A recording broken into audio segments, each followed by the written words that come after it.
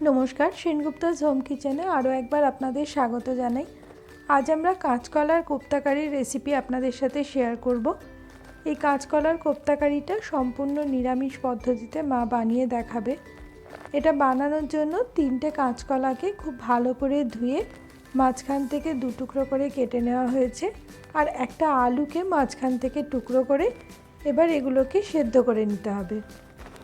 কাঁচকলা আর আলু সেদ্ধ করার জন্য প্রেসার কুকারে কিছুটা জল গরম করতে দিতে হবে। এবার ওর মধ্যে অল্প একটু হলুদ গুঁড়ো আর অল্প একটু নুন দিয়ে কাঁচকলা আর আলুগুলোকে দিয়ে দিতে হবে। প্রেসার কুকারের ঢাকনা লাগিয়ে 2টো সিটি দিয়ে এটাকে সেদ্ধ করে নিতে হবে। এই কাঁচকলার কোপ্তাকারি বানানোর জন্য একটা ডাল বেটে নিতে হবে।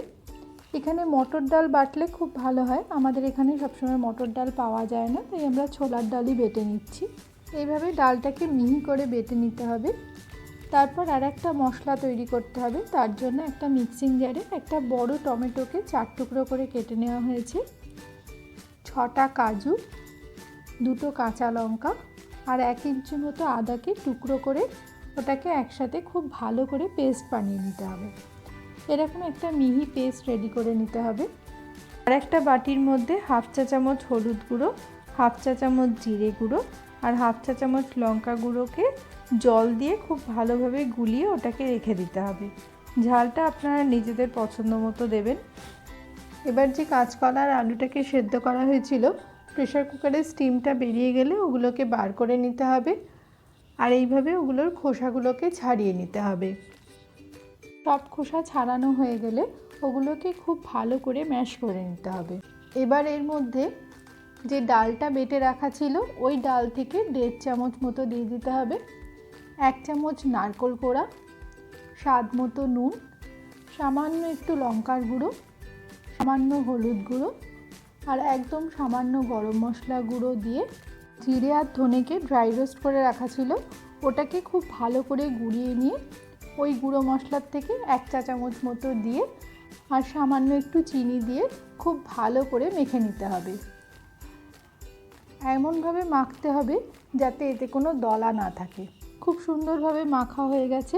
এবার এগুলোকে হাতের সাহায্যে গোল গোল বা চ্যাপ্টা চ্যাপ্টা যেভাবে ইচ্ছা আপনারা শেপ দিতে পারেন। আমরা এখানে চ্যাপ্টা চ্যাপ্টা করে এগুলোকে গড়ে নিয়েছি।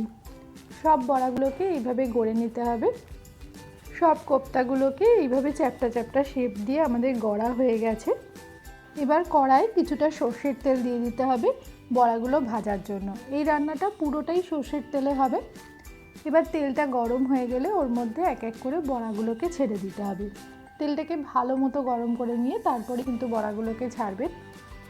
বড়াগুলোকে ছাড়ার পর মিডিয়াম ফ্লেমে রেখে বড়াগুলোকে খুব ভালো করে এপিট ওপিট করে বেশ লালচে রং করে ভেজে নিতে হবে। একটা পিঠ হয়ে গেলে উল্টে দিয়ে উল্টো পিঠটাকেও খুব ভালোভাবে ভেজে নিতে হবে। এইভাবে খুব সুন্দরভাবে এই বড়াগুলো ভাজা হয়ে গেলে ওগুলোকে তেল থেকে তুলে নিতে হবে। সব বড়াগুলোকে এইভাবে ভেজে নিতে হবে। সব বড়া ভাজা হয়ে গেছে। এবার কড়াই কিছুটা সর্ষের তেল দিয়ে তেলটা গরম হয়ে গেলে ওর মধ্যে কিছুটা গোটা জিরে, একটা শুকনো লঙ্কা, একটা তেজপাতা, 2টো এলাচ ফাটিয়ে দিয়ে দিতে হবে, 2টো লবঙ্গ আর একটা দারচিনি দিয়ে খুব ভালো করে ওটাকে নেড়ে চেড়ে ফোড়ন থেকে যখন সুন্দর গন্ধ বেরোবে তখন ওর মধ্যে এরম বড় বড় করে কাটা আলুগুলোকে দিয়ে দিতে হবে। আলুগুলোকে একটু বড় বড় করেই কাটবেন, কোপ্তার আলু একটু বড় হলে ভালো লাগে। এবার আলুগুলোকে খুব ভালো করে ভেজে নিতে হবে। আলুগুলোকে বেশ লালচে করে ভাজতে হবে, আর ভাজার সময় এমনভাবে ভাজতে হবে যাতে আলুগুলো ভাজার সময় নরম হয়ে যায়। আলুগুলো ভাজার সময় একটু নুন দিয়ে দিতে হবে, তাহলে আলুগুলো তাড়াতাড়ি নরম হয়ে যাবে। আর এই সময় সামান্য একটু হলুদ গুঁড়ো দিয়ে আলুগুলোকে খুব ভালো করে ভাজতে হবে। আলুগুলোকে ঢাকা দিয়ে কিছুক্ষণ ভাজলে তাড়াতাড়ি নরম হয়ে যাবে, তাই ঢাকা দিয়ে মিডিয়াম টু লো ফ্লেমে আলুগুলোকে কিছুক্ষণ অন্তর অন্তর নেড়ে খুব ভালো করে নরম করে ভেজে নিতে হবে। আলুগুলো খুব সুন্দরভাবে নরম করে ভাজা হয়ে গেছে। এবার ওগুলোকে তেল থেকে তুলে নিতে হবে। ওই তেলের মধ্যেই টমেটো, কাঁচা লঙ্কা, আদা আর কাজুর যে পেস্টটা বানিয়ে রাখা ছিল ওই পেস্টটাকে দিয়ে দিতে হবে। পেস্টটা দিয়ে খুব ভালো করে তেলের সাথে মিশিয়ে নিতে হবে, আর এই সময় হলুদ গুঁড়ো, লঙ্কা গুঁড়ো আর জিরে গুঁড়ো যেটা গুলে রাখা ছিল ওই গোলা মশলাটাকে দিয়ে আবারও খুব ভালো করে মশলাটাকে কষতে হবে। গ্যাসের ফ্লেমটাকে মিডিয়ামে রেখে খুব ভালো করে মশলাটাকে কষতে হবে যতক্ষণ না আদার কাঁচা গন্ধটা চলে যায়। এই সময় মশলাটাকে কিন্তু সমানে নাড়তে হবে, নইলে কাজু বাটা আছে তলায় লেগে যাওয়ার সম্ভাবনা থাকে। এই কষানোর সময় এর মধ্যে স্বাদ মতো নুন দিয়ে দিতে হবে আর কিছুটা চিনি দিয়ে দিতে হবে। নিরামিষ তরকারিতে একটু চিনি দিলে ভালো লাগে। মিষ্টিটা আপনারা আপনাদের পছন্দ মতো দেবেন। নুন চিনি দিয়ে আবারও মশলাটাকে খুব ভালো করে কষতে হবে যতক্ষণ না আদা টমেটোর কাঁচা গন্ধগুলো চলে যায় ততক্ষণ পর্যন্ত মশলাটাকে কিন্তু খুব ভালো করে কষাতে হবে।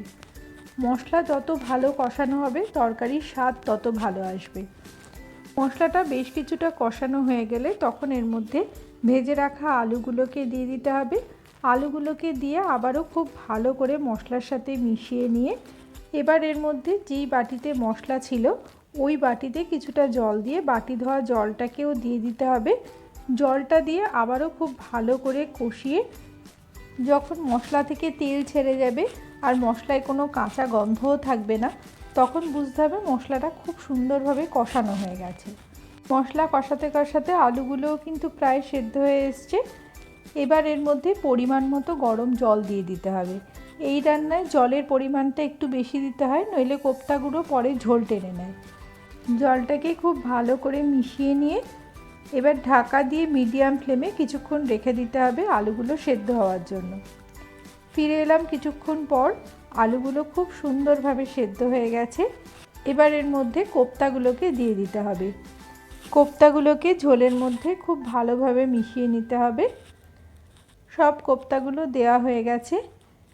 এই সময় মা আরেকটু গরম জল দিয়েছে যাতে কোপ্তাগুলো খুব সুন্দরভাবে ঝোলের মধ্যে ডুবে যায়। এবার এর মধ্যে 3টে চেরা কাঁচা লঙ্কা, 1 চামচ ঘি আর অল্প একটু গরম মশলা গুঁড়ো ছড়িয়ে সব কিছু খুব ভালো করে মিশিয়ে নিলেই তৈরি হয়ে যাবে নিরামিষ দিনের জন্য দারুণ একটা রেসিপি কাঁচকলার কোপ্তা কারি।